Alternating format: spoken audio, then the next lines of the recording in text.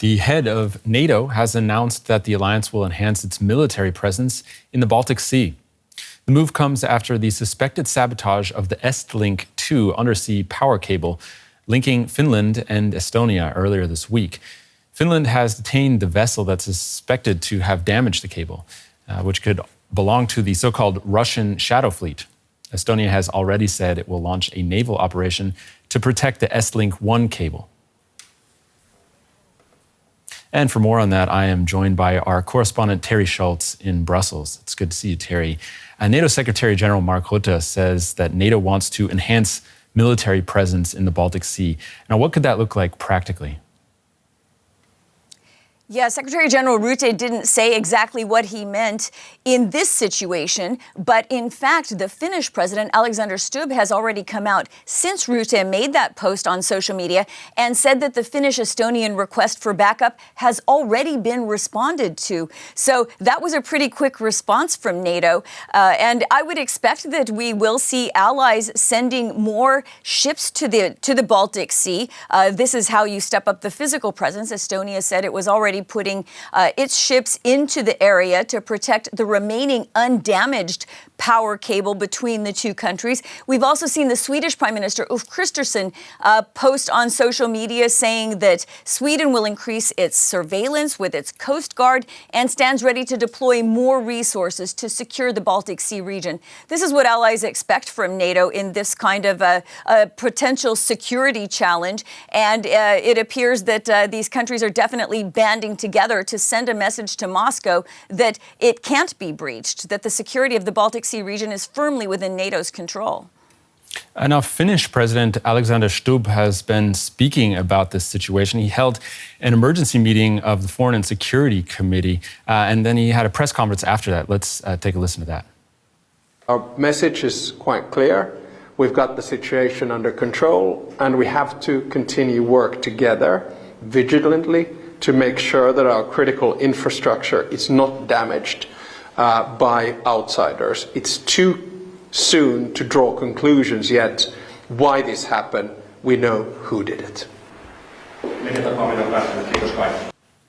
So Finland is leading the investigation into this alleged sabotage. So what else do we know from the Finnish side here? Well, Amian, this is a really interesting situation because when the Finnish government says it has it under control, they mean it literally in this case.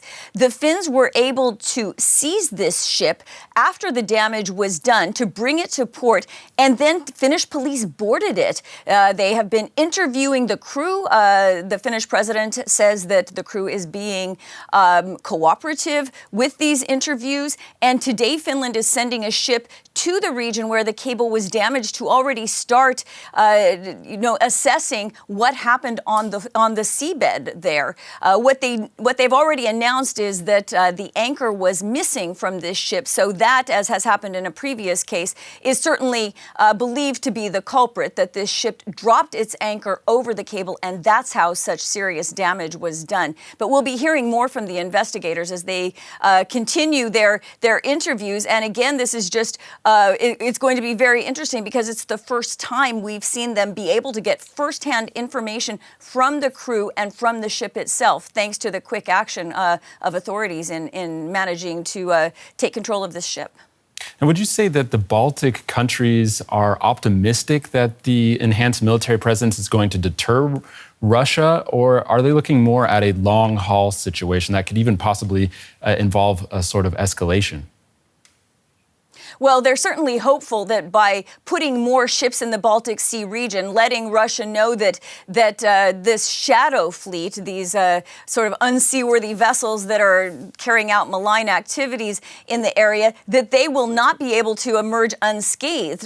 In the previous two incidents, these ships were not boarded, and one of them was even able to continue sailing last year. So that isn't going to happen anymore if the Finnish example, is going to lead the way. They are sending a message to Moscow that it better stop this. You know, it's trying to test NATO's resolve. And in fact, Russia was asked, the foreign ministry was asked about the boarding of the ship. And the spokesman, Dmitry Peskov, said, you know, it's not even really worth discussing. So Russia is certainly not taking responsibility for this, but they're certainly getting the message when you've got a bunch of NATO ships patrolling the Baltic Sea. All right, DW correspondent Terry Schultz in Brussels, thank you.